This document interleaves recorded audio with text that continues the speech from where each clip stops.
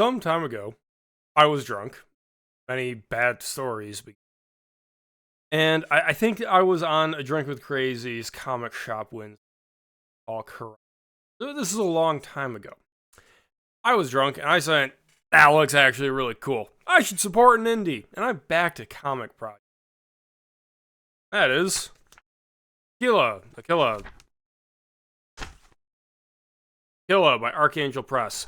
And actually, I can't actually find his social media links. That's actually the most important thing I need to lead with. Guys, you need to make it easy for fans to find you. Like, I don't have his links. I have his product, and I don't have a way to find him. I can't find the emails from the Kickstarter or whatever it is that I bought this through. Because I don't know which of these keywords to use. And I just got to the point where I was just like, this is the fault of the creator. They should have the social media links, the follow links, find me here for more in the product. That's by far the most important thing I can have in this video. All of my books have my website. As long as I don't lose that domain, that will work forever. So obviously I lose the domain. That is where people go to find more when they have my product and they want more of it. It's right there. You can also find me because I got the handles of my name. Now, on to the discussion of this. This is a 24-page. I think they consider this a floppy. I bought it because the art was good, and mad props to the art team. I don't remember which of these are the interior photos. This is what I have to do because I don't have the website. The art is pretty damn good. As someone who is more used to manga, I actually think people try too hard in a lot of comics I've seen. Because they want to have this standard of super high quality art, when consumers should be far more comfortable with very stripped down, simplified panels for getting through blocking events and dialogue. And then have a few high effort splash pages. Like, that. Save your effort for that. Reduce the total amount of artistic effort that goes into it so that more production can happen. Fortunately, so this is issue 1 of Aquila, Nightmare Fuel. It seemed to have been written as a one-and-done short story. And it is so much just the visual action fight sequences that look cool. As a predominantly literature-based channel, there's basically nothing for me to talk about. I'm not going to sit here and say, oh, the art's bad for this or that or the other reason. Although I will personally say, honestly, a lot more panels probably should have been fit onto each of these pages. There were unnecessary full-page illustrations in a lot of ways.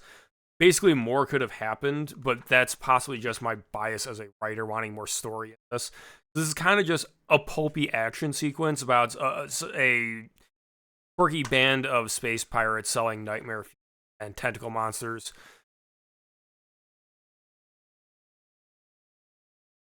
There's nothing for me to say as a writer, and that's actually going to impact my purchasing decisions going forward as I'm trying to mess with the indie sphere, which I can seem to take a step back from every time I do. First, it's an issue. It is a complete story, but it's in the realm of I don't like short stories, so I should have known better. It theoretically is going to get more because, well, he's basically a spacer or a Power Ranger in space, fighting weird aliens with ray guns and magic lassos and stuff.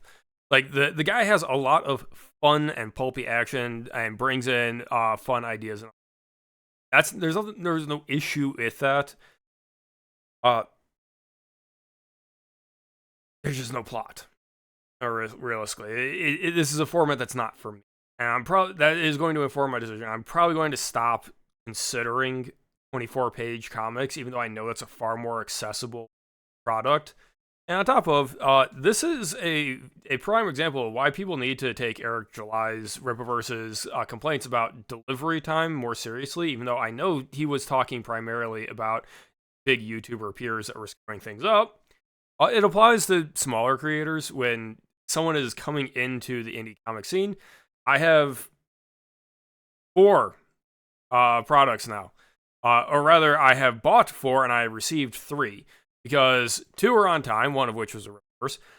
And this one was delayed, and I still don't have the other one because of delays. That's a 50% miss rate on getting what I paid for when I expected to pay for it. A lot of long-timers in the indie comic scene will just be like, oh, everything eventually shows up. Don't worry about it. It eventually shows up. Because they're on like comic 20 or 15 or whatever. They've bought a lot, and they're now getting a statistical average and have their expectations calibrated. And they forget that there are people like me that show up and go, well, I'm used to buying a $12 manga volume that they mass print and they flood the shelves of Barnes & Noble with. That's what I'm used to getting, but let me try the American scene. And so they go, that looks good. I have no idea who this person is. Sure, why not? The art looks good. How bad could it be? And honestly, I don't actually remember how much I spent. I was drinking. You may notice I don't drink much on stream anymore. There are reasons. And when your first thing that you back, you draw the short straw and it's delayed 2, 3, 5 months. Maybe that's unusual. Maybe that's only 20 or 25% of people's experiences, but holy crap, that's 20 to 25% of people's experience with the indie comic scene. Have some empathy with people who get burned or disappointed aren't going to be jumping to go buy another, to go roll the dice again if they've already gotten a product late that ended up having a whole bunch of pages about background that something to consider.